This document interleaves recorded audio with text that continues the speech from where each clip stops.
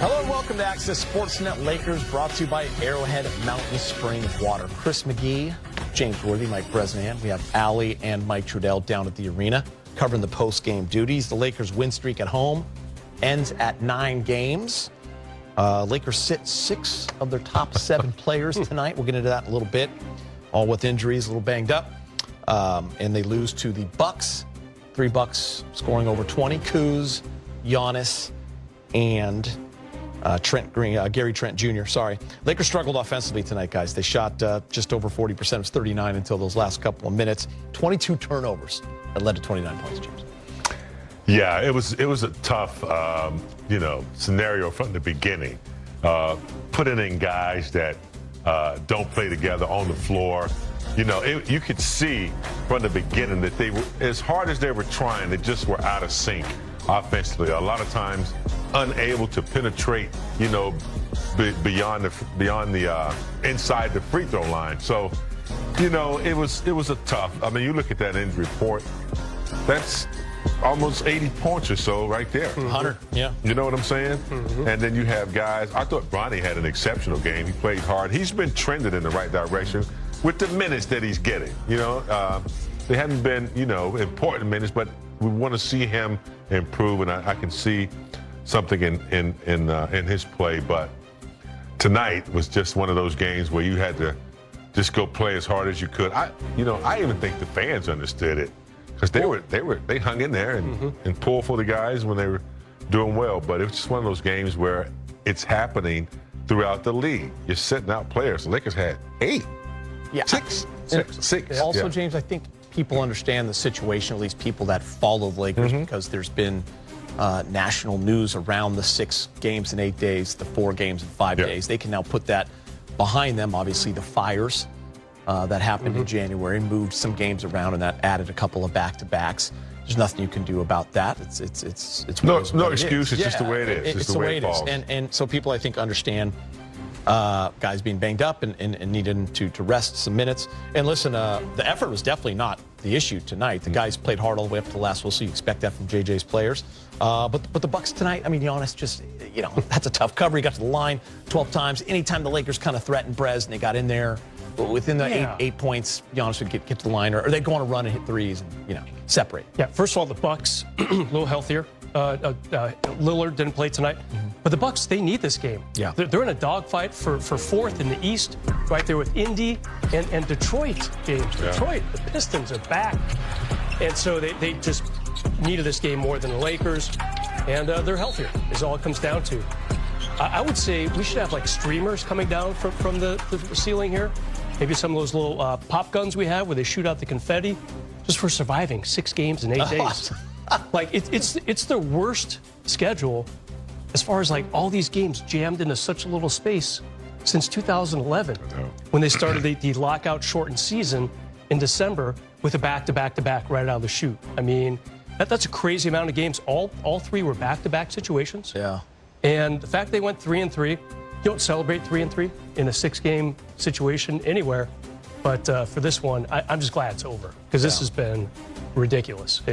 And like you said, nothing you can do. It's the schedule makeups because of the fire, and that's that. Sorry. So here's the reality. Here's the reality now. You look at the standings. There are 13 games left, and we talked about it a lot in the pregame show. As we show you, it's going to change on a nightly basis. You have to remember, a lot of teams still going to face each other.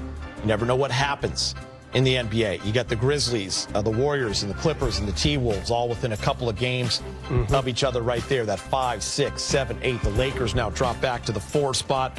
They're basically in a tie with the Nuggets in the loss column, behind the Rockets by 1 for the 2 spot. The Rockets have won 8 in a row to get themselves into this spot, and the Lakers have lost 5 in that span. So the Lakers had a nice lead on the Rockets, but we've always said that a win streak at this time of the year, you can catapult up 2-3 spots overnight, and that's what's happened for the Rockets. Remember, the Lakers will play them at home later in the month. And if you want to look forward to the Lakers and what they have coming up, you got a Bulls team on Saturday at home. The hope is that you have all your bodies back. Maybe you have those 2 back, Rui and LeBron. The hope is that you have them back. If not, then you got to think they're back for that road trip. Orlando, right? You got Orlando in there. Indy. You got Indy in there, who's battling 4-5 as well. Orlando's battling in that play-in spot.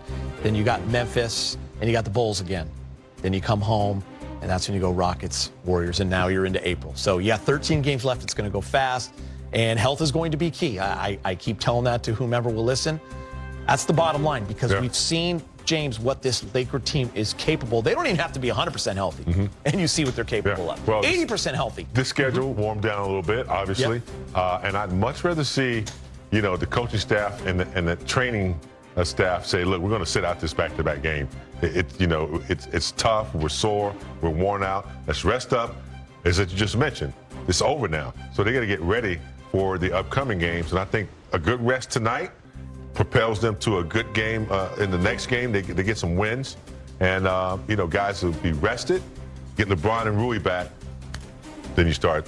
You jumpstart your team from where you were, and then you're going into the playoffs. Yeah, I mean, we said it, Brez. Brez had his predictions board going up in the pregame show that the goal for sure is home court advantage in the first round. And if you get it in the second two rounds, even better. But first round, you want to have it. You got to have it. It's been so long since the Lakers have hosted a first-round playoff series. And this is the year it can happen. As long as, first of all, you got to avoid the play-in tournament.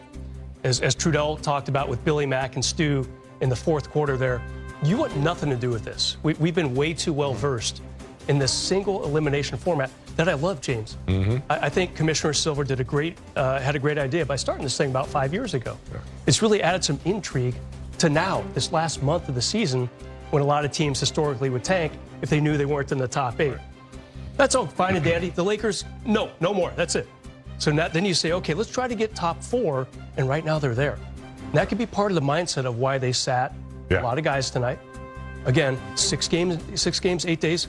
That's crazy. You probably played that like every other week. So like once a month we had that. Yeah, exactly, right? But nowadays, that's just something you don't see. Because again, back to Commissioner Silver, he likes players to get rest. He got rid of the 4 games in 5 days almost 10 years ago. He hated it. It's one of his first things he did as a commissioner, and here the Lakers had to do it recently because of these makeup games. Yeah, then you wake up Saturday morning and you're going to take a look at the standings, because tomorrow night, Clippers will be playing the Grizzlies, 2 teams that are behind the Lakers. So I always look at that as a win-win. You're either going to put that 7 seed even further behind you so you can chill a little bit, or you're going to knock Memphis back a couple of games. I don't think they drop down into the play-in. I don't either, but I mean, it's still nice. It could happen. Listen, we don't want the play-in. We've had it. No. We're done with that. I want to enjoy those couple of nights watching without any panic. Wouldn't that be fun? I think they've already determined that they're not going to be that team this year. It's just, you can just feel something. They're too good. You just feel something there. They're not, and it's like they're not going to be denied when they're healthy, when they're full. And I think that's what they're trying to do, is get everybody back on the court together. And when they get back on the court, listen, with 13 games, their goal healthy with 13 games left is to try to get to that 2 seed, which they can. Yeah, that'd be huge. Yeah, that'd be 10-3 would be great, wouldn't it? And keep in mind, if you avoid the play-in tournament, that's a whole extra